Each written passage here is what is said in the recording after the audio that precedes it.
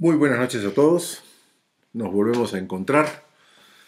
Hoy día hay mucho material para ver, para conversar, para meditar, así que nos vamos a apurar un poquito. Comenzamos invocando, como siempre, al Espíritu Santo para que abra nuestros corazones, nos ilumine en todo momento. En el nombre del Padre, del Hijo y del Espíritu Santo. Amén.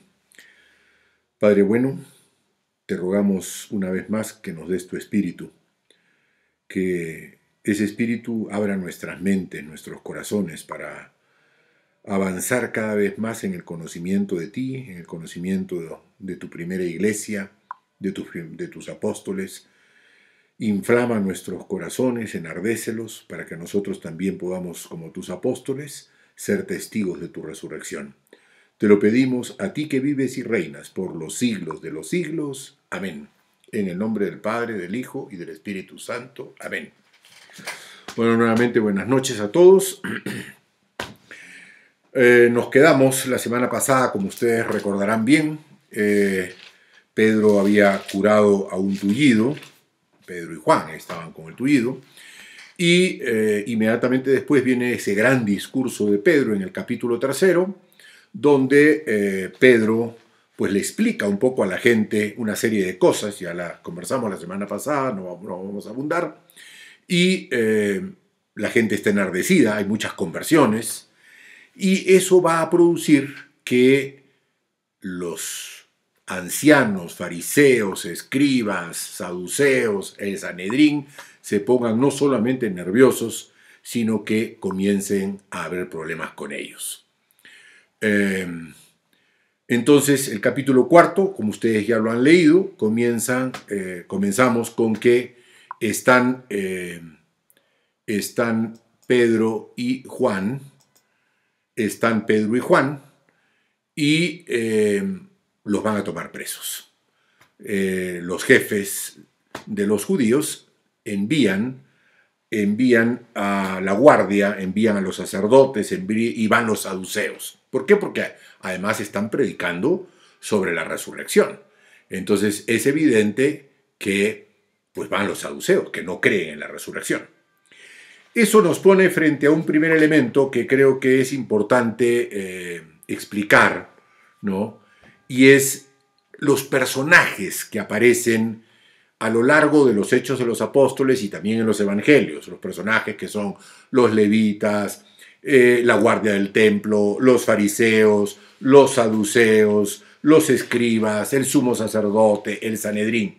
Una brevísima y rápida explicación de cada uno de estos personajes.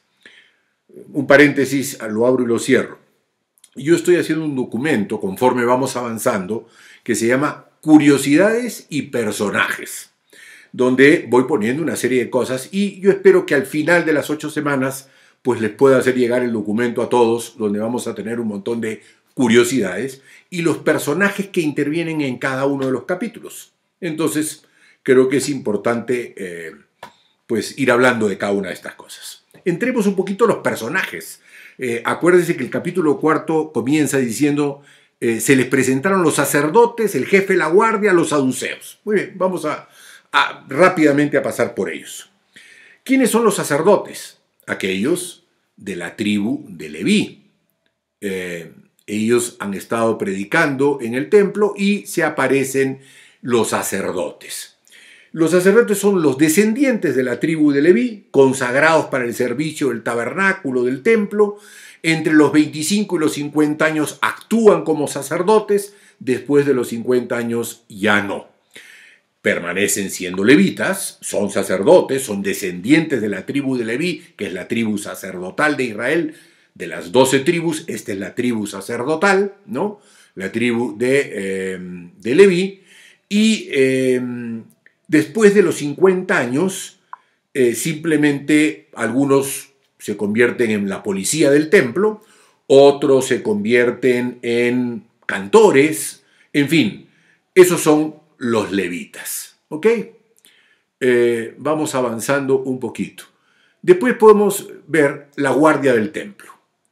La guardia del templo son los mismos levitas, como les decía, esta es la guardia del templo. El templo tiene su propia guardia, ¿no?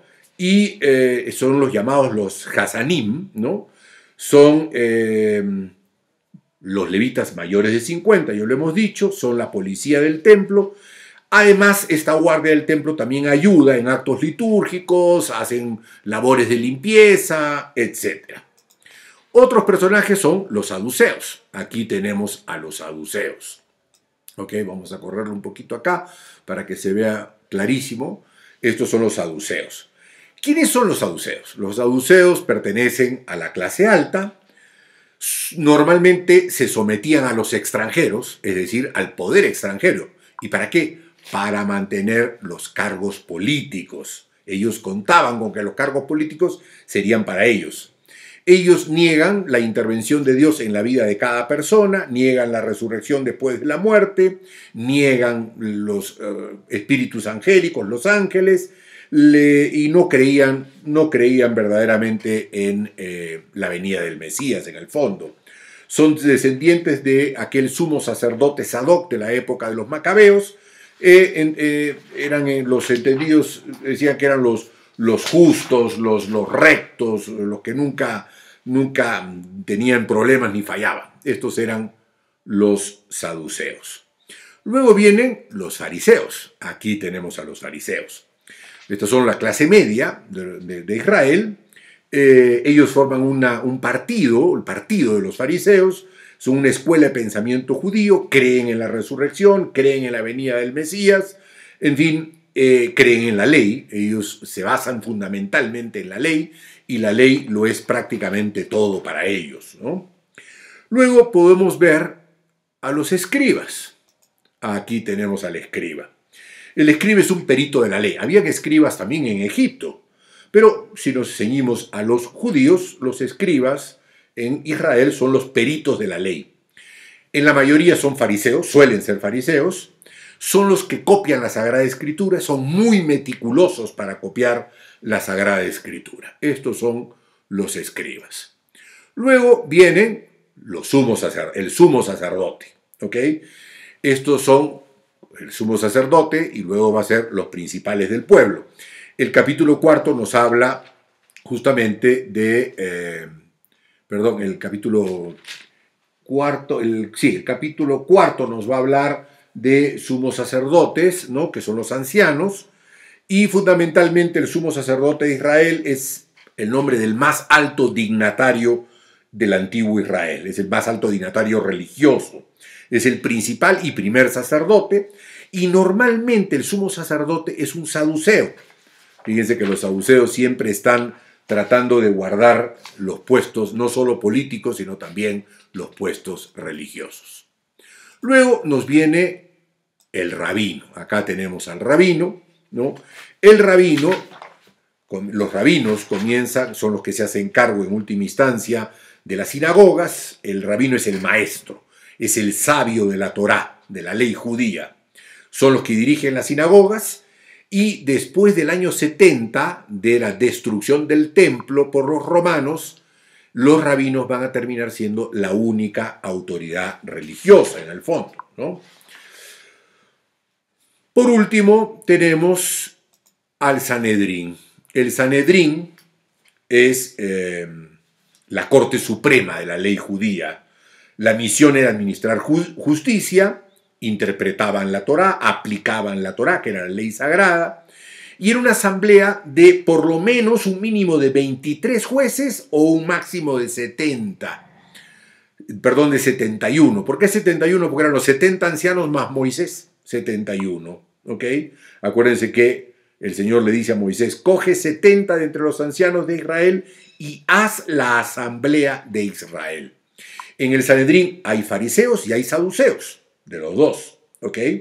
Y eran competentes en asuntos no solo religiosos, sino también en asuntos penales, en asuntos civiles, ¿ok? Este es el Sanedrín. Muy bien, entonces ahora volvemos a el momento en que los han tomado presos a Juan y a Pedro, ¿no? Los han ido a tomar presos y pues tienen un diálogo con ellos, ¿no? Y ahí viene un discurso de Pedro que es sumamente importante, ¿no? Ahí están justamente Anás y Caifás, que son estos dos señores, ¿no? También conocemos otra imagen de Anás y Caifás en la película de Mel Gibson, ¿no? Anás y Caifás son los sacerdotes, los sumos sacerdotes de aquella época, ¿no? Y estos son los que se ponen delante de los apóstoles, están preocupados por el haber curado al tullido, y en ese momento, bueno, Pedro se pone de pie y conjuntamente con Juan van a dar un testimonio. Y le dice al Sanedrín, delante del Sanedrín, ahí vemos esa imagen delante del Sanedrín, dicen, nosotros hemos curado en nombre de Jesucristo, el Nazareno, ¿ok? A quien ustedes han crucificado, a quien Dios resucitó de entre los muertos, y por su nombre es que éste está sano. Por su nombre es que éste está sano. Así le vienen a decir Pedro y Juan a el Sanedrín. Muy bien. Entonces, Pedro ha hablado. Inmediatamente después Pedro va a decir, Jesucristo es la piedra angular. No hay otro nombre por el que podamos salvarnos, lo va a decir en este capítulo 4. Él es la piedra que han desechado los arquitectos. Él es el fundamento. En él la vida de nadie vacila. Él es la piedra en quien toda edificación queda bien trabada. Así dice Pedro y Juan, ¿no? Esa es la piedra angular, que es la que sostiene normalmente un edificio. Entonces Jesucristo es la piedra angular. Y es la piedra angular y tiene que ser la piedra angular de todas nuestras existencias. ¿Ok? No hay otro nombre que se nos haya dado en el cielo por el cual nosotros podamos ser salvos. Así va a decir Pedro en esta alocución en el Sanedrín. Y el Sanedrín reconoce que tanto Pedro como Juan han actuado con gran valentía y han hablado con gran valentía. Y eso nos lleva a dos cosas. La primera es, ¿estamos construyendo nosotros nuestra vida en la piedra angular que es Cristo? Porque si la estamos construyendo en la piedra angular, entonces no tendríamos por qué tener miedo a nada, a nada. Esa es la situación de los apóstoles que se nos narra en este capítulo 4 de los Hechos de los Apóstoles. Ellos han vencido totalmente el miedo. Totalmente el miedo. Inmediatamente después, pues Anás y Caifás y el Sanedrín completo les dicen, les prohibimos hablar en nombre de este Señor. En el nombre de este Señor. Y Pedro, una vez más, adelantándose, tomando la iniciativa, les dice lo siguiente, juzgad si es justo delante de Dios obedecerlos a ustedes y no obedecer a Dios. Qué importante es esto. Hay algunas citas sumamente interesantes, justamente en el libro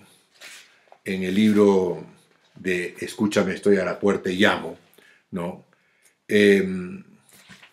Claramente se nos reconoce ahí cómo nosotros tenemos que actuar no para contentar a los hombres, nosotros tenemos que buscar agradar a Dios, no agradar a los hombres. Fíjense algunas de las citas que el Señor nos da. ¿Por qué pisoteas el sacrificio y la oblación que he ordenado y pesan tus hijos más que yo? ¿Por qué tienes más respeto a tus hijos que a mí? ¿Por qué buscas el favor de los hombres y no el mío? ¿O es que intentas agradar a los hombres? Si todavía buscas agradar a los hombres, no eres mi siervo. Juzga si es justo delante de Dios obedecer a los hombres más que a mí.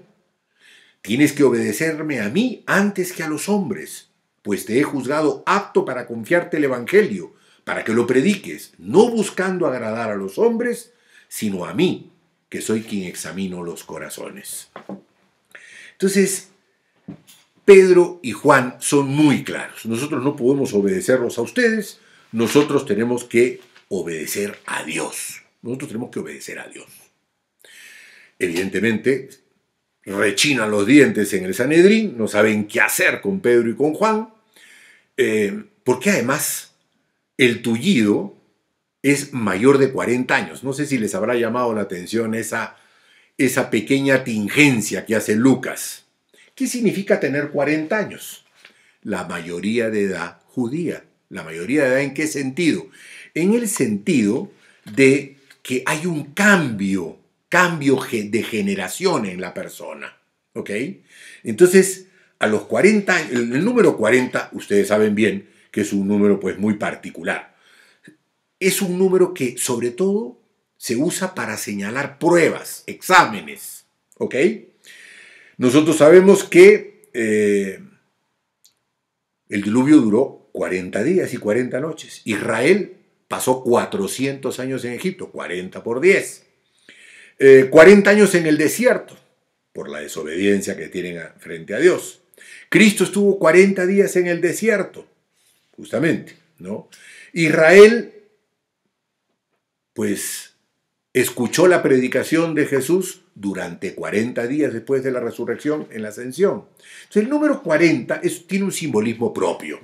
El número 40 representa el cambio de un periodo en la vida de una persona, de un periodo a otro. ¿Ok? Cada 40 años se experimenta un giro radical en la conducta, dicen algunos. Se deja de lado lo viejo para comenzar algo nuevo. Entonces, al decir que este hombre tenía 40 años, lo que están diciendo es, su testimonio es válido. Es válido, totalmente. Entonces, verdaderamente, se ponen muy mal los miembros del Sanedrín porque no saben qué hacer. No saben qué hacer. Los sueltan, los apóstoles regresan y los apóstoles están, vamos a ver una imagen aquí de los apóstoles se ponen en oración. Se dice. Y invocan el nombre del Señor y dicen, Señor Padre nuestro, se han aliado contra Jesús, se han puesto de acuerdo Pilato y Anás y Caifás, Herodes, los extranjeros, los israelitas se han puesto de acuerdo y nosotros lo único que hemos hecho es pues realizar lo que tú nos has pedido. Te rogamos que nos des valentía. Llénanos de tu espíritu para con valentía predicar, realizar curaciones, prodigios, signos en el nombre de Jesús. Qué importante de verdad es rezar como rezaban los apóstoles. Rezar en serio. Ahí están los apóstoles juntos rezando. ¿Cuánto necesitamos rezar? Ya lo decíamos la semana pasada. Rezar en familia, rezar juntos. La oración juntos tiene un poder que no lo tiene nada. Cuando 2 o 3 estén reunidos en mi nombre, ahí estoy yo, ahí estoy yo. Inmediatamente después se nos habla de la primera comunidad cristiana y se nos da una serie de características en la primera comunidad cristiana que a mí me parecen sumamente sobrecogedores por un lado y por otro lado cuestionadores de nuestra vida. Se habla de que la primera comunidad cristiana tiene un solo corazón y una sola alma. ¿Cuánto en nuestras comunidades, en nuestras parroquias, en nuestros movimientos tenemos un solo corazón y un solo pensamiento? Eso es lo que significa en última instancia alma. Unidad de pensamientos, unidad de afectos. ¿Ok? Todo lo tenían en común, dice, todo lo tenían en común. La comunicación de bienes. Qué importante es, muchos se han cuestionado a lo largo de 2000 años, cómo es posible que en nuestros países, el occidente cristiano, que ha sido evangelizado, que se ha predicado a Jesucristo, que la presencia de Jesucristo ha sido categórica, puedan todavía existir pobres miserables entre nosotros. Cuando aquí la primera comunidad cristiana decía que no había entre ellos ningún necesitado, porque compartían sus bienes. ¿Ok? Los apóstoles no solo dan testimonio de la resurrección y no solo gozan de simpatía, sino que todo lo ponen en común. ¿Cuánto nosotros hemos aprendido a poner en común lo que tenemos? Y no solamente hablo de lo económico, nuestros talentos, nuestra inteligencia, nuestras capacidades, nuestro dinero, nuestras posesiones. Porque, ok, la propiedad privada es correcta, pero la propiedad privada tiene una hipoteca y la hipoteca son los pobres. Y nosotros tenemos la obligación de sostener a los pobres. Imaginémonos que en una sociedad como la nuestra, aquí en Colombia, de 40 y tantos millones de personas, la mitad son pobres. Bueno, la otra mitad podría estar haciéndose uno cargo de otro, para que no hayan miserables, para que no hayan necesitados extremos entre nosotros. Pues la primera comunidad cristiana vive eso. Inmediatamente se nos habla de Bernabé. Este caballero Bernabé es una joya, es una joya. Está en Jerusalén. Muy probablemente él se ha convertido en este momento en que está en Jerusalén, ¿no? Es un hombre que se llama José, de la tribu de Leví, es sacerdote, y su conversión al cristianismo probablemente ha ocurrido en Pentecostés, ¿no? Él es natural de Chipre, la isla de Chipre, ¿no? Y tiene una grandísima relación con San Pablo. Él es el que va a presentar a Pablo a la gente, a los apóstoles en Jerusalén, después de la conversión de Pablo, en fin. ¿Y qué hace este buen señor, este buen Bernabé? Dice que tenía un campo, probablemente en Jerusalén, en las afueras de Jerusalén, lo vende y le da el dinero a los apóstoles. Es decir, se nos pone un ejemplo concretísimo de compartir los bienes. Creo que eso nos deja pensando. Termina el capítulo 4. Comienza el capítulo 5. En el capítulo 5 fundamentalmente tenemos 4 temas muy claros. Ananías y Zafira, que van a tratar de remedar o copiar a Bernabé en lo que Bernabé ha hecho. Los signos y prodigios que los apóstoles hacen, los vuelven a tomar presos, y finalmente la intervención de Gamaliel. Muy bien, vayamos un poquito a nuestro querido Bernabé frente a Ananías y Zafira. Todos hemos leído el capítulo. Ananías y Zafira tienen también un campo, lo venden y se conjugan entre los dos, se alían entre los dos para engañar a los apóstoles y decirles que en realidad no lo habían vendido por 100, sino que lo habían vendido por 50. Es evidente que la acción es buena. Ellos han vendido un campo, quieren compartir el producto dinerario, el dinero por el cual lo han vendido con los apóstoles, pero engañan a los apóstoles, mienten y finalmente le terminan mintiendo al Espíritu Santo y le terminan mintiendo a Dios. ¿Ok? La generosidad de compartir los bienes es libre. Y así se lo dice Pedro, tanto a Ananías como a Zafira.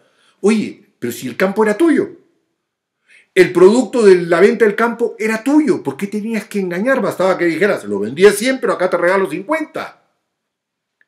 Se ponen de acuerdo, engañan y engañan a Dios.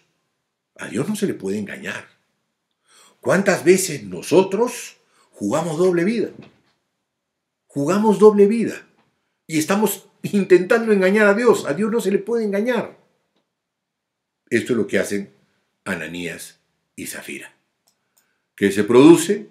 Evidentemente, la muerte primero de Ananías, que muere primero, luego llega Zafira y termina también Zafira muriendo de la misma manera como ha muerto Ananías, su esposo. Inmediatamente después, los apóstoles se van al templo, como hemos visto, y se ponen a predicar en el templo. Y no solamente a predicar en el templo, sino que comienzan a realizar grandes prodigios. Aquí vamos a poner en el pórtico de Salomón, nos dice Lucas, que se reúnen y están predicando. Se reúnen ahí hablan y predican sobre el poder milagroso de Jesús, el poder milagroso que, pues, ellos están demostrando que verdaderamente se está transmitiendo a través de ellos, ¿no? Realizan prodigios, realizan muchos signos, y evidentemente, pues todos los van a elogiar. Y ahí hay una curiosidad, dice, ninguno de los otros se atrevía a unirse a ellos. ¿Quiénes son esos otros? Muy probablemente son los judíos no conversos, es decir, los que no se han convertido, es decir, en general los dirigentes de Israel, son los que no se han convertido. Se nos dice que los creyentes, el número de los creyentes crece, ¿no? Y le traen a Pedro a los enfermos y la sombra de Pedro, fíjense ahí la sombra que produce Pedro, cuando la sombra cae en los enfermos, entonces los enfermos se curan, simplemente con la sombra de Pedro, ¿no? Y dice también Lucas que vienen de todas las partes cercanas a Jerusalén. Vienen de Maús, vienen de Jericó, vienen de Belén, vienen y traen a sus enfermos para que los apóstoles los curen. Inmediatamente después, nuevamente los toman presos a los 12 apóstoles. Los jefes vuelven a mandar por ellos, los toman presos, los meten a la cárcel. Era tarde, era de noche, no puede haber juicio y por lo tanto, pues esa noche simplemente los dejan en la cárcel, pero ¿qué pasa? Viene el ángel y los libera de la cárcel, los saca de la cárcel. A la mañana siguiente van a buscarlos en la cárcel, no los encuentran evidentemente, no los encuentran en la cárcel y mandan a buscar por ellos porque resulta que han regresado al templo. Y han regresado al templo a seguir predicando. No hay miedos, ¿ok? Y los vuelven a llevar ante el Sanedrín. Y ahí Pedro tiene una vez más un discurso extraordinario, donde toca fundamentalmente 4 temas, que son los temas que hemos estado viendo de alguna manera que siempre se repiten. El primero es, Dios ha resucitado a Jesús. Y Dios ha resucitado a Jesús a quien ustedes han matado, ¿ok? Lo han colgado de un madero, lo han matado y Dios lo ha resucitado. Pero no solamente lo ha resucitado, sino que lo ha exaltado. Lo ha convertido en jefe y salvador de Israel, ¿ok? ¿Y para qué? Para concederle a Israel la conversión y el perdón de los pecados. Finalmente terminan diciendo, nosotros somos testigos de esto. Nosotros somos testigos de esto. Con una valentía impresionante. Y bueno, simplemente se consumen de rabia, no saben qué hacer. Y en ese momento interviene Gamaliel. ¿Quién es Gamaliel? Nosotros sabemos que Gamaliel es el maestro de San Pablo. San Pablo lo dice, ¿ok? Y Gamaliel les va a decir lo siguiente. Acá tenemos una imagen del anciano Gamaliel, ¿no? Y aquí tenemos otra imagen de Gamaliel. Está agarrado justamente a los escritos de la ley de la Torá, porque es un maestro, ¿no? Y les dice claramente, oigan, cuidado, si esto es plan de hombres, esto se va a terminar. Si es plan de Dios, ustedes están luchando contra Dios, ¿no? Y pone 2 ejemplos, el ejemplo de un tal Teudas y el ejemplo de un tal Judas el Galileo. ¿Quién es este Teudas? Resulta que lo que dice Lucas está confirmado por Josefo, que es uno de los historiadores también de la primera iglesia primitiva y de lo que pasaba en Roma, en el mundo civil, etc. Este Teudas era un cabecilla rebelde, ¿no? Que pretendía ser profeta, ofreció separar el Jordán, porque él se quería hacer pasar por un nuevo Josué, ¿no? Cuando acuérdense que Josué, de la misma manera como Moisés había separado las aguas en el Mar Rojo y Israel había cruzado por el Mar Rojo, Josué, cuando van a entrar a la Tierra Santa, separa también las aguas del Jordán, de la misma manera como lo había hecho Moisés. Bueno, este tal Teudas pretende separar evidentemente el Jordán, y no lo consigue ciertamente, ¿no? Tenía 400 seguidores, pero lo matan y simplemente quedó todo en nada, así dice Gamaliel. Y luego dice también, acuérdense de Judas el Galileo, ¿ok? Había una segunda rebelión que este buen señor dirigió en los días del censo. Este se creyó Mesías, dice Gamaliel. Se creyó Mesías, arrastró al pontífice y al pueblo a una revolución, y finalmente sus adeptos pues rompieron con los fariseos, forman el partido de los celotes, lo cual pues tuvieron gran importancia hasta los años 60. Le hacen caso a Gamaliel y terminan soltando a los apóstoles, quienes pues simplemente, dice, no dejaban de enseñar en el templo ni un solo día, ni un solo día. En el capítulo 6 tenemos dos realidades: la institución de los 7 diáconos y la prisión de Esteban, ¿no? Dice que hay problemas entre los helenistas, hay quejas entre los helenistas. Aquí tenemos las quejas, los helenistas quejándose de los hebreos. Y se quejan porque dice que están desatendiendo a sus viudas, así dice.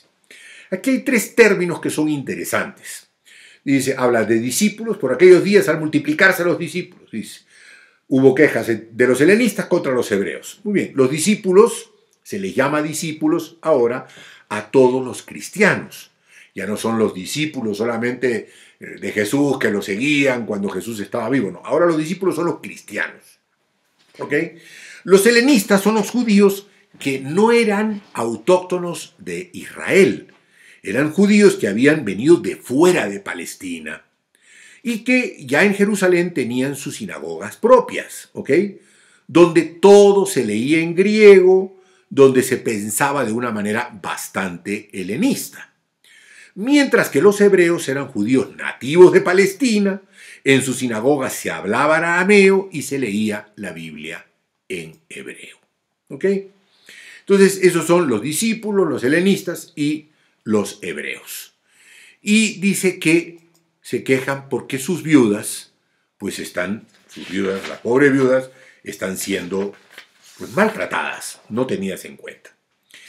Recordemos un poquito, una vez más, los personajes, las viudas.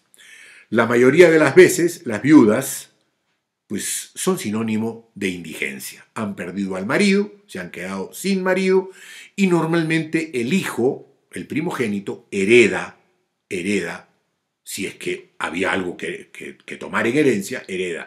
Y es decir, la viuda se queda a merced de lo que el hijo le pueda dar o la sociedad le pueda dar. Es decir, queda en desamparo. Entonces, las viudas son las predilectas de Jesús. Ahí está esa pobre viuda que fue la que Jesús alabó por echar lo único que tenía para vivir justamente en el templo.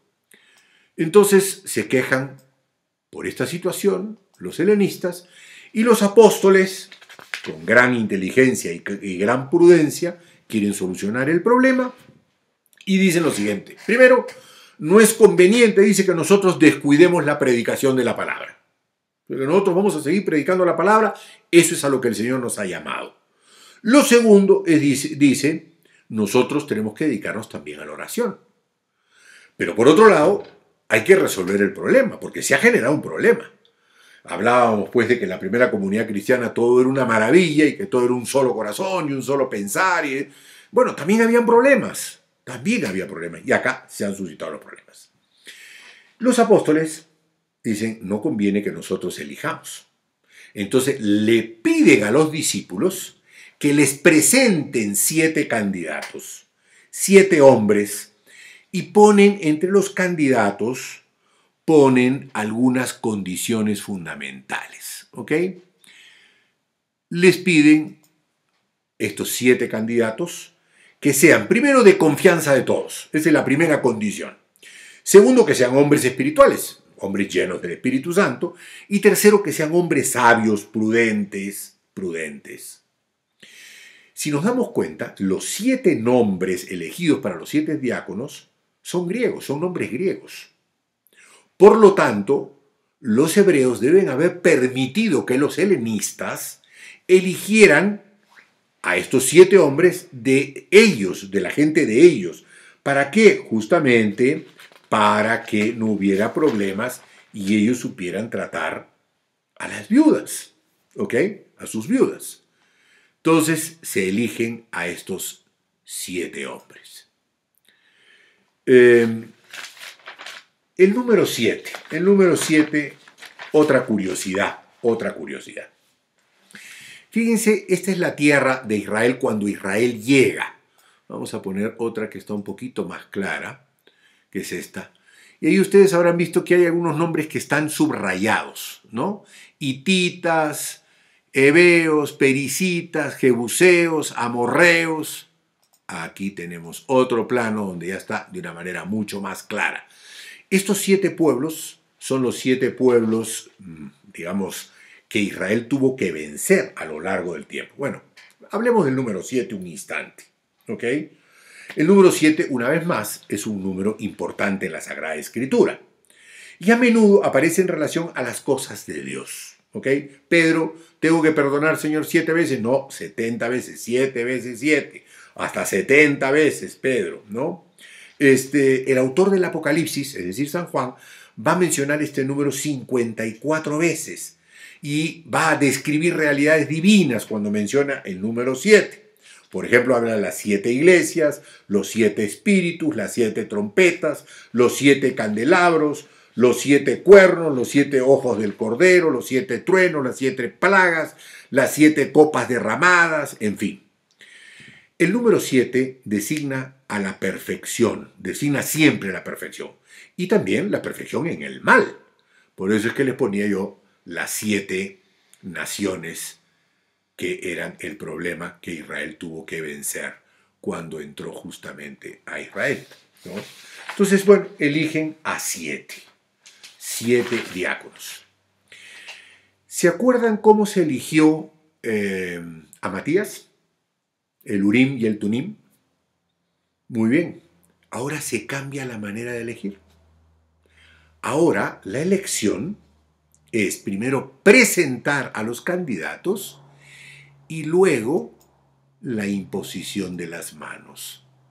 Se les impone las manos a los 7 elegidos. ¿Y quién les impone las manos? Los apóstoles. Los apóstoles les imponen las manos a los 7. ¿Ok? Entonces, se ha elegido a los 7, ya los tenemos a todos. Inmediatamente después se nos habla de Esteban. Esteban, que es hombre, dice el autor San Lucas, que es un hombre lleno de gracia y de poder y que realiza grandes signos y prodigios, porque está lleno de sabiduría y lleno del Espíritu Santo. Ese es Esteban, a quien podemos mirar aquí con absoluta claridad. Se ponen a discutir con él, con Esteban. ¿Y quiénes discuten con él? Y aquí nos va a aparecer un nuevo nombrecito. Los libertos. Otra curiosidad. ¿Quiénes son los libertos? Son los judíos descendientes de aquellos judíos que que Pompeyo en el año 63 a.C. se llevó a Roma y que luego fueron liberados. Se los llevó como esclavos, evidentemente. Y luego fueron liberados. Estos eran los judíos libertos. ¿Ok? Estos eran los libertos. Muy bien. Y dice que se ponen a discutir con Esteban. ¿Y quiénes discuten con Esteban? Muy bien, vamos a ver a los que discuten. Gente venida de Cirene. Aquí podemos ver Cirene, que es el norte de Libia, el norte de África. Ahí está los cirinenses. Ahí está Alejandría, los que vienen de Alejandría. Fíjense que es el extremo de casi ya chocando con la India, ¿no? Venían de Alejandría, judíos evidentemente, venían también de Cilicia, otros judíos, y estos son los que discuten, y del Asia, que es todo lo que estamos viendo ahí, que es lo que hoy se llama Turquía, ¿no? Es todo el Asia. Muy bien. Y discuten con Esteban. Todos estos discuten con Esteban. ¿Y qué van a hacer? Van a sobornar gente. Y van a sobornar gente diciendo que Esteban está blasfemando contra Moisés y contra Dios. Entonces, el pueblo se amotina, evidentemente, lo llevan a Esteban al Sanedrín. Aquí lo vemos a Esteban en el Sanedrín, ¿no? Y lo llevan y presentan testigos falsos. Lo acusan de hablar mal del templo, de hablar mal de la ley, y en ese momento termina ya el capítulo 6 diciendo que todos fijan la mirada en Esteban y ven el rostro deslumbrante, esplendoroso de Esteban como el rostro de Moisés. O sea, para estos ancianos que están en el Sanedrín, ver el rostro de Esteban demudado, transfigurado, como el rostro de Moisés, tendría que haberlos hecho pensar. Sin embargo, no piensan. ¿No? Siguen sin creer, porque cuando uno no quiere creer, pues simplemente no cree. Y estos hombres tenían la posibilidad de creer en ese momento y no creen. No creen. Entonces, lo hacen, lo acusan, lo ponen, todo parecía que iba bien, todo parecía que iba bien, pero en este momento las cosas comienzan a cambiar para los cristianos frente a las autoridades judías y frente a los judíos, evidentemente. Van a acusar a Esteban, repito la acusación, se da en el capítulo 6, versículos 11 y 13. Nosotros hemos oído pronunciar palabras blasfemas contra Moisés y contra Dios. Así dicen. Primera acusación, ¿no? Este hombre no para de hablar mal del lugar santo y de la ley.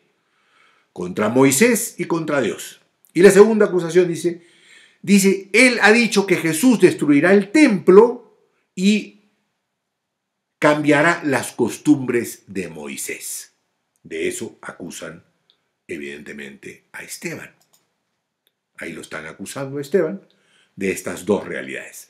Y ahí comienza el discurso de Esteban, que es todo el capítulo 7 de los Hechos de los Apóstoles. El discurso tiene que ver con la acusación, evidentemente, el discurso de Esteban, ¿no? Y el discurso va a ir a responder justamente a la acusación de que él está contra el templo y que él está contra la ley. Muy bien. ¿Qué hace Esteban? Comienza su discurso. Ahí comienza el discurso de Esteban frente al Sanedrín y el discurso va a tener 5 elementos, el discurso de Esteban.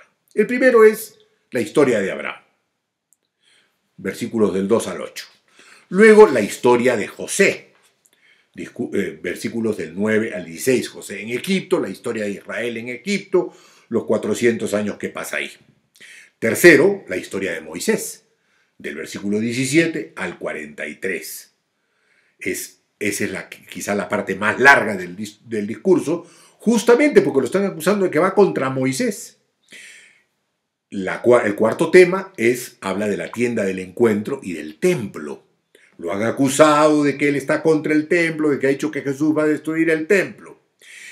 Y quinto elemento, habla de la resistencia de los judíos a los profetas. La resistencia de los judíos. Muy bien, esos son los versículos 55 al 56. Comienza entonces hablando de Abraham, ¿ok? De la historia de Abraham. Y nos va hablando de cómo Abraham ha salido de su tierra. Ahí podemos ver, este mapa no está muy bueno, pero aquí podemos ver la tierra de los caldeos, cómo sale de Ur y se va hasta Harán. Y de Harán sigue viaje por toda la Tierra Santa hasta que llegue a Egipto y luego va a regresar. Evidentemente, aquí tenemos un mejor mapa que se ve con mayor claridad como parte de Ur, ¿no? Llega hasta Harán, luego recorre toda la Tierra Santa, ¿no? Y luego va a regresar a la Tierra Santa finalmente, ¿no? Y Dios le habla de tres cosas a Abraham que de alguna manera Esteban nos va a recordar, aunque no con tanta claridad, pero nos va a recordar estas tres cosas. Primero, Dios le promete a Abraham tierra y nación. Tierra y nación. Yo te voy a dar una tierra, ¿ok? ¿Por qué? Porque una gran nación necesita de tierra. Esta promesa se cumplirá con Moisés, ¿ok? Moisés llevará finalmente a Israel a la tierra prometida. Segundo, le habla de un reino y de un nombre, es decir, de una dinastía. Esto se cumple con David. Y tercero, le habla de la bendición para todas las naciones. Tú, Abraham, serás la bendición de todas las naciones. Yo voy a bendecir a todas las naciones. Justamente se nos habla, y esa promesa se cumple en Jesucristo. En Jesucristo. ¿Ok? Muy bien, ahí esto es finalmente otro mapa, ya ahí con kilometraje. El primer recorrido pues son casi 1000 kilómetros, el segundo recorrido son 800 kilómetros con 250 y luego el regreso a la tierra de Israel. Muy bien, ahí termina el discurso.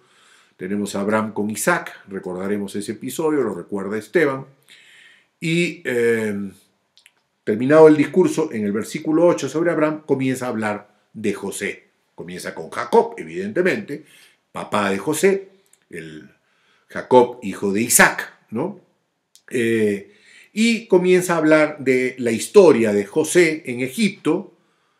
Ahí está José, cuando él pertenecía pues a las cercanías del faraón.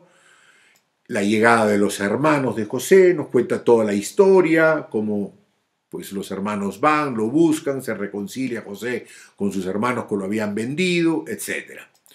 Inmediatamente después comienza a hablar de Moisés. Esa es la parte más larga, desde el versículo 17 hasta el 43, nos va a hablar de Moisés, ¿no? Nos habla de cómo Moisés nace en los tiempos de la sujeción de Israel en Egipto, cómo se da a conocer a los 40 años, huye de Egipto. En ese momento, ustedes saben por qué, esta es la imagen famosa de Moisés con los dos cuernos. Ustedes saben por qué tiene esos dos cuernos. Otra curiosidad. Los dos cuernos los tiene porque se dice que Moisés, cuando bajaba del monte, su rostro estaba resplandeciente. Cuando San Jerónimo traduce la Biblia al latín, la traduce y comete un error. Y en vez de poner que estaba resplandeciente, es decir, que habían rayos de luz, pone que habían dos cuernos. Y a partir de ahí, toda la iconografía va a poner a Moisés con esos dos cuernitos. ¿Ok? Muy bien, entonces se nos habla de Moisés, de cómo Moisés huye de Egipto, y se va a Madián. Ahí tenemos Madián. Fíjense cómo va a huir de Egipto en la parte norte, va a bajar toda la península del Sinaí y se va a ir hasta Madián. Aquí podemos ver Madián y el monte Sinaí. Es importante porque 40 años después de que él había huido de Egipto, es decir, a los 80 años de edad, él tiene esta visión de la zarza ardiente. ¿Ok? Luego, evidentemente, va a regresar a Egipto. Moisés es un hombre poderoso en palabras y en obras, y nos habla de un Moisés libertador de Israel, libertador. Y cómo, pues, se conduce, ahí está el monte Sinaí, donde él tiene esa visión de la zarza ardiente, ¿no? Esta es una iconografía de Moisés con la zarza ardiente, que es muy común y muy conocida, ¿no? Y comienza a guiar a Israel, sube al Sinaí a recibir las tablas de la ley, y Israel comienza a adorar al becerro de oro. No quisieron escuchar a Moisés, no quisieron oírlo, como a Jesús no lo quisieron oír, de la misma manera, pues no oyen a Moisés.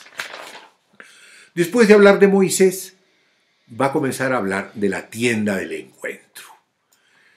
¿Por qué habla de la tienda del encuentro? Ya lo he dicho hace un momento, porque lo están acusando de que él está contra el templo.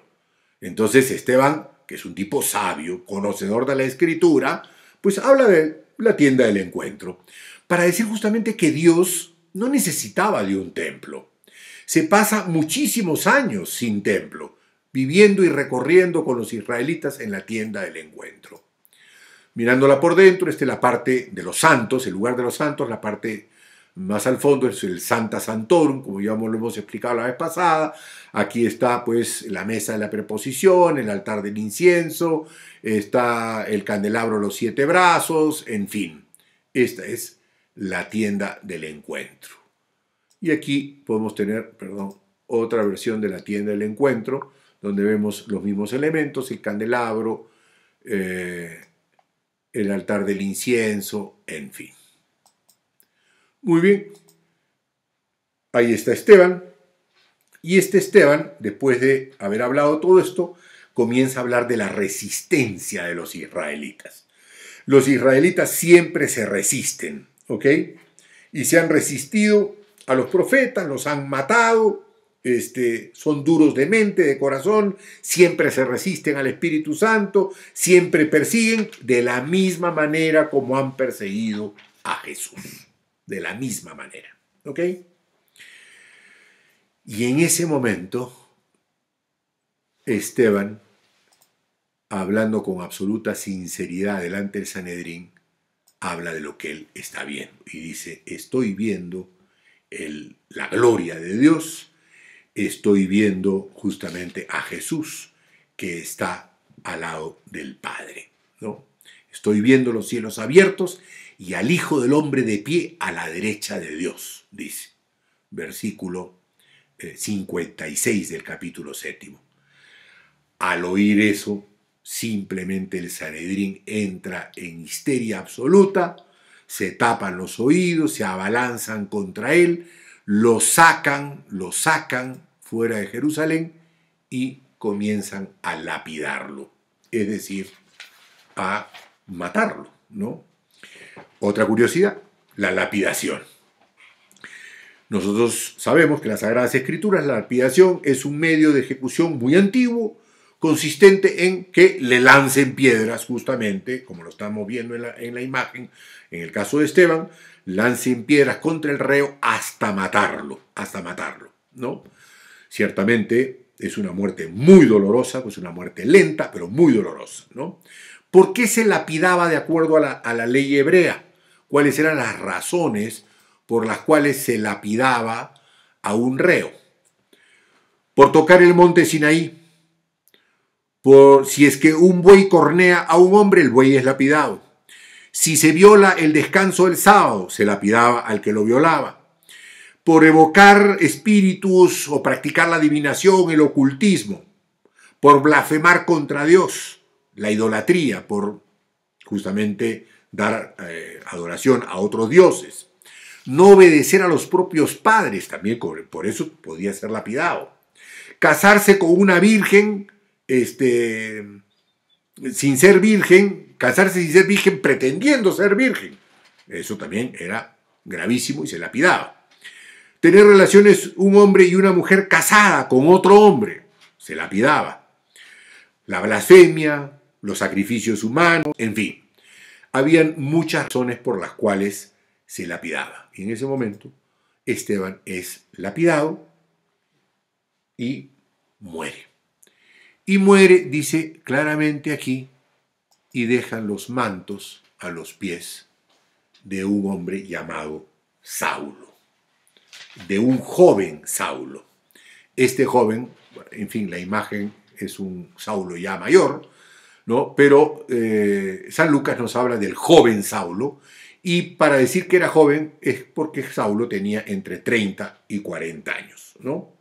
Más o menos para que nosotros pues hagamos nuestros cálculos bien. Saulo era joven, entre 30 y 40 años. Y la frase final del capítulo 7 dice, la oración de Esteban, que es la misma oración de Jesús, Señor, no les tengas en cuenta este pecado, perdónalos. Y interesantísimo cómo termina San Lucas. Y dice, y diciendo esto, se durmió. Para nosotros los cristianos, la muerte es simplemente dormirnos. No es desaparecer, es dormirnos. Es dormirnos y esperar la resurrección de los muertos. Hemos terminado hasta el capítulo 7, me pasé 10 minutitos, pero ya por lo menos hemos terminado. Yo tenía mucho miedo de no llegar al capítulo 7 hoy día, ya me habían advertido que tenía que llegar. Perdónenme si he corrido un poco, pero teníamos mucho material y pues esos son los 4 capítulos que nos correspondían. Si tienen preguntas, me las hacen saber, por favor. Si las puedo responder, las respondo. Si no las puedo responder, pues ya las responderé la próxima semana, si Dios quiere.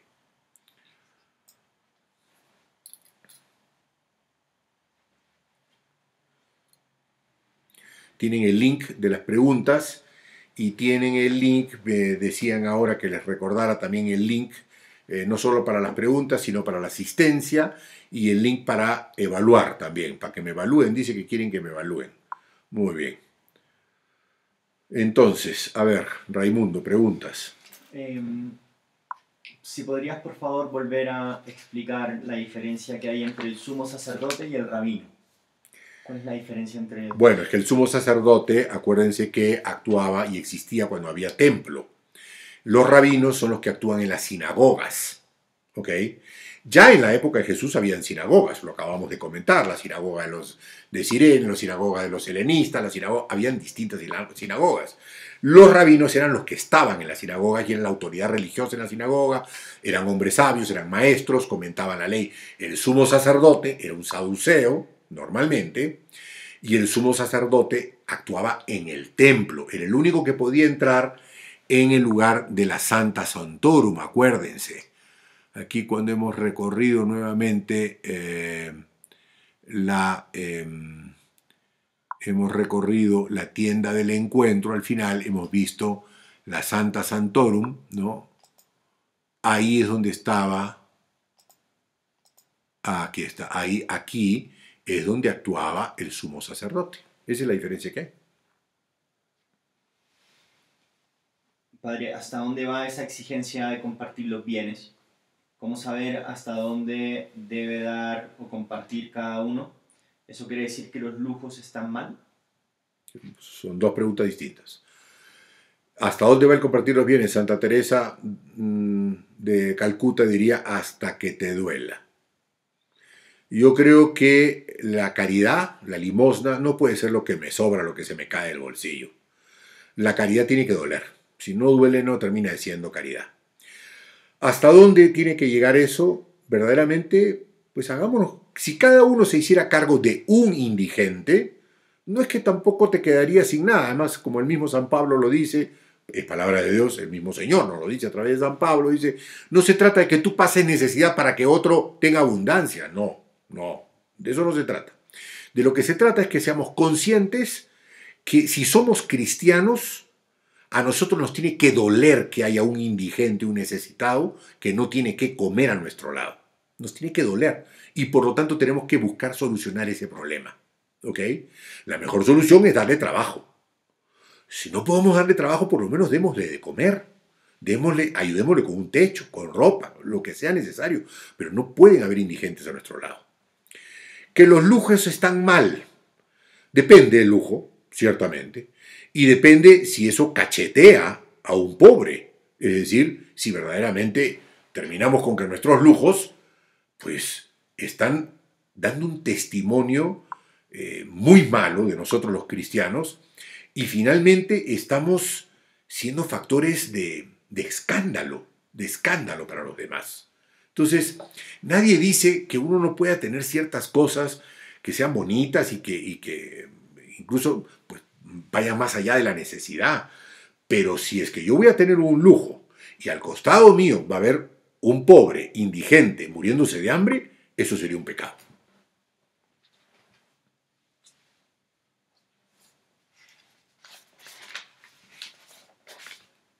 ¿Hasta el día de hoy existen los fariseos y los saduceos entre los judíos? No sabría contestar esa pregunta. Yo creo que sí, creo que existen los fariseos sobre todo, que son los más comunes, ¿no? Pero puedo averiguarlo, para la próxima semana lo averiguo, me lo voy a anotar. No. Hace tiempo que quiero tomar un curso de esos que a veces dan en la sinagoga los judíos, donde se toca un montón de estos temas distintos temas, pero lo averiguo.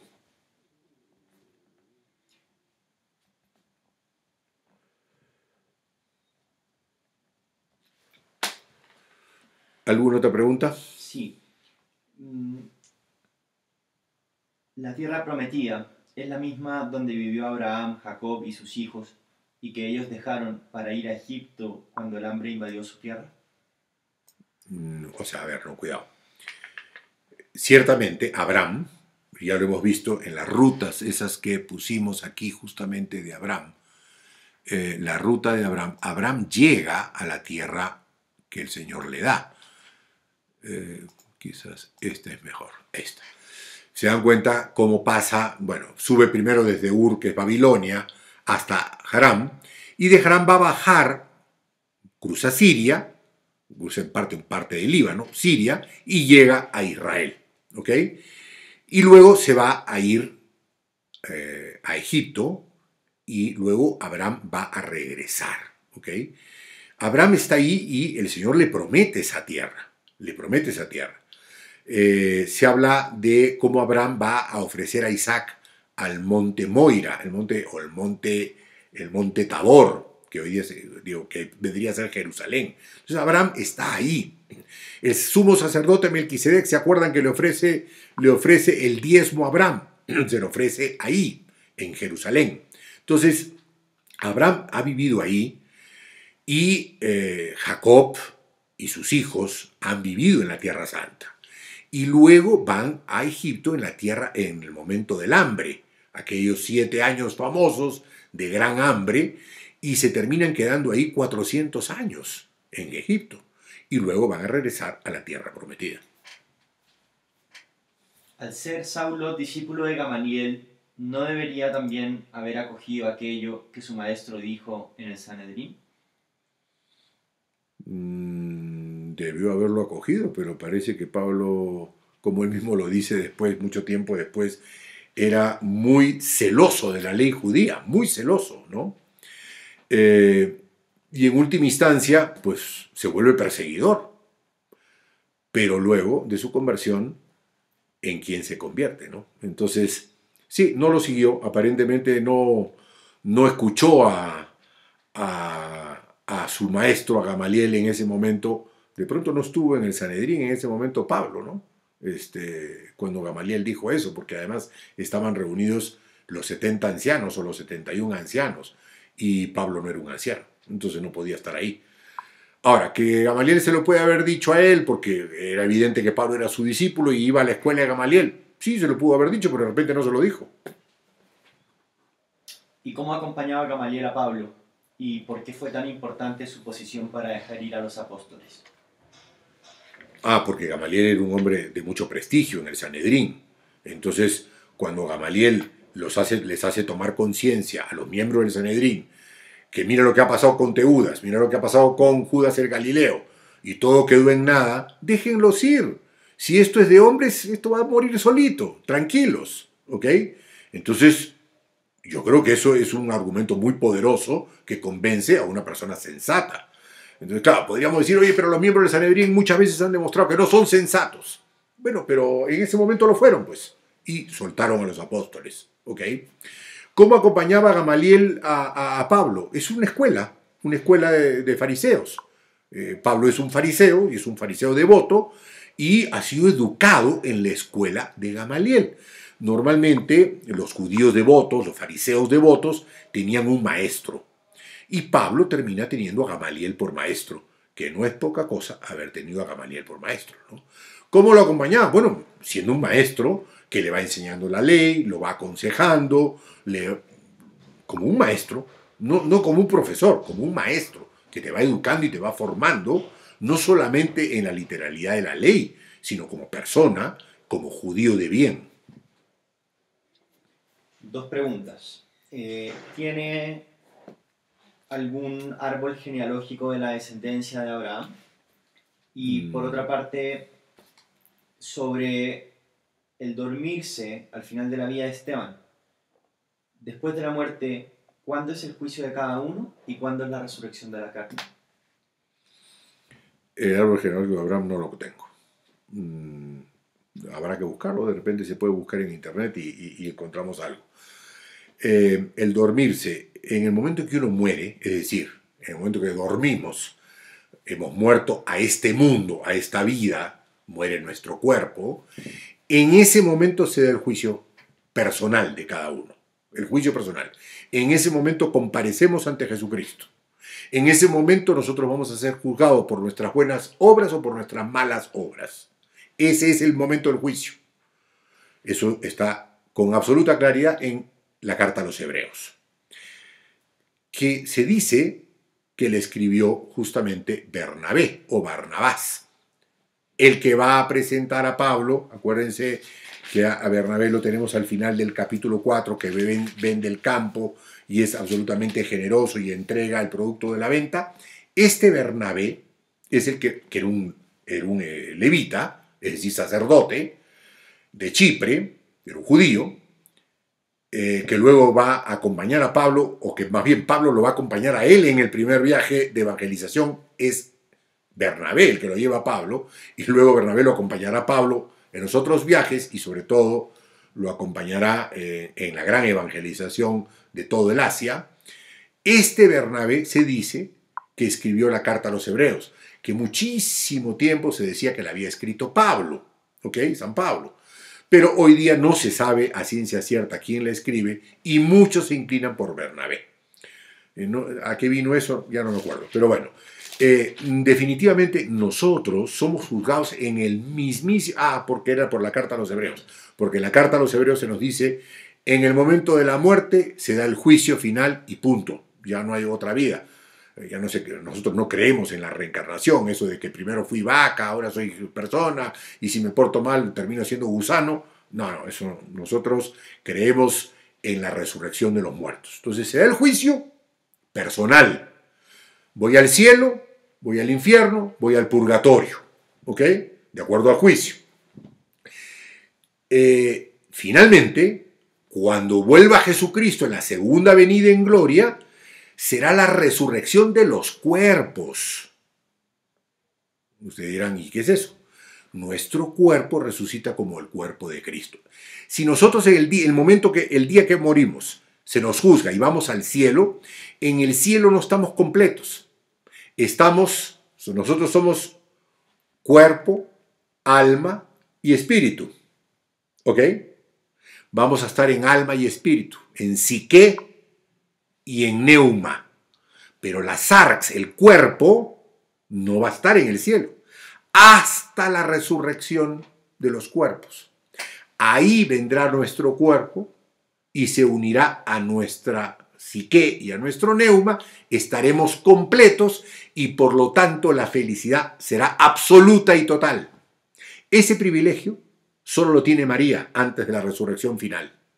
María asunta a los cielos en cuerpo, alma y espíritu. En cuerpo, psique y neuma. María es la única que tiene ese privilegio, anticipado, en virtud de Jesucristo, su Hijo. Nosotros tendremos que esperar a la resurrección final para que nuestro cuerpo se una y estemos completos y la felicidad sea plena. Claro, alguno de ustedes me podrá decir, pero bueno, en el cielo no hay tiempo, así es que sí, es cierto, la verdad es que ahí sí no sé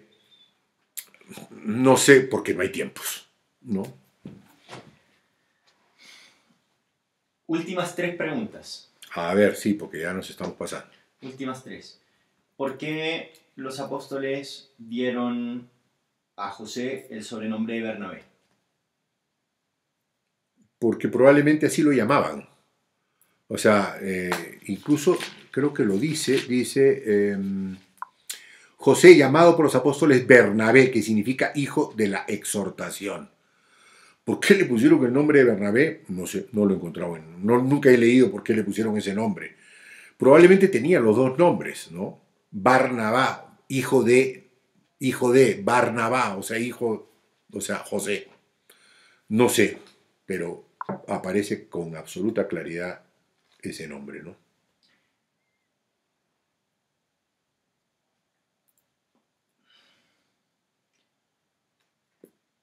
En algún momento dijiste que el pueblo no quiso oír a Moisés. Pero en el momento de juzgar a Esteban, dicen que es por ir en contra de Moisés. ¿Me aclaras, por favor? ¿Cómo es la pregunta, perdón? Que el pueblo, en algún momento dijiste que el pueblo no quiso oír a Moisés. Así lo dice Esteban en los versículos del 51 al 53, cuando les hace una reprimenda a los israelitas. Dice que ellos no han oído a los patriarcas, no han oído a los profetas, siempre se han resistido a ellos, los han matado. ¿Okay? Pero en el momento de juzgarlo, a Esteban, dicen que es por justamente ir en contra de Moisés. Ah, claro, porque ellos no van a aceptar que ellos fueron en contra de Moisés. Ellos no aceptan, los judíos no aceptan que ellos estuvieron en contra de los profetas, en contra de Moisés, en contra de... No, ellos no van a aceptar jamás eso, ¿ok? Para ellos han sido siempre obedientes. Bueno, obedientes, el Señor los castigaba, volvían, pero ellos no se han resistido. No, eso, punto. ¿Qué diferencia hay entre alma y espíritu? La misma diferencia que hay entre psique y neuma. O sea, a ver, el ser humano, cualquiera de nosotros, tiene cuerpo, la sarx, la carne, lo más carnal, digamos, ¿no? Psique, pensamiento, psicología humana, y neuma es espíritu, es decir, es la parte más profunda del ser, donde podemos tocar la huella de Dios, donde está la imagen de Dios, ¿ok? Es lo más alto, lo más supremo del ser humano, de la persona. Entonces, claro, muchos hablan de cuerpo y alma, o cuerpo y espíritu. San Pablo, en la carta a los tesalonicenses, habla de cuerpo, alma y espíritu. Sarx, psique y neuma. Bueno, pues, muy buenas noches a todos. Entonces seguimos comprometidos para el próximo jueves. El próximo jueves, como les decía cuando empezamos hace 2 semanas, vamos a tocar desde el capítulo 8 hasta el capítulo 12. Ojalá que nos dé el tiempo, no son muy largos estos capítulos, pero hay cosas interesantes. Pues tenemos la conversión, primero la primera salida de los apóstoles, porque ya ahora comienza la persecución en serio. Con la muerte de Esteban y con San Pablo absolutamente con el celo por la ley judía, comienza la gran persecución y los discípulos se dispersan, salen de Jerusalén y se van a todas partes. Vamos a ver a Felipe en Samaria, cómo convierte samaritanos, etcétera, etcétera, etcétera. Vamos a ver la conversión de San Pablo en el capítulo 9, un Pedro que comienza a evangelizar paganos, se comienza a mezclar con los paganos, va a la casa del centurión romano, Pedro va a tener que justificar esa conducta de cómo entró en casa de un pagano, luego la fundación de la iglesia en Antioquía y toman preso a Pedro, lo liberan, el ángel lo libera, en fin, son 4 capítulos muy bonitos que creo que va a ser interesante recorrerlos. Bueno, buenas noches a todos, que el Señor me los bendiga, en el nombre del Padre, del Hijo y del Espíritu Santo. Amén.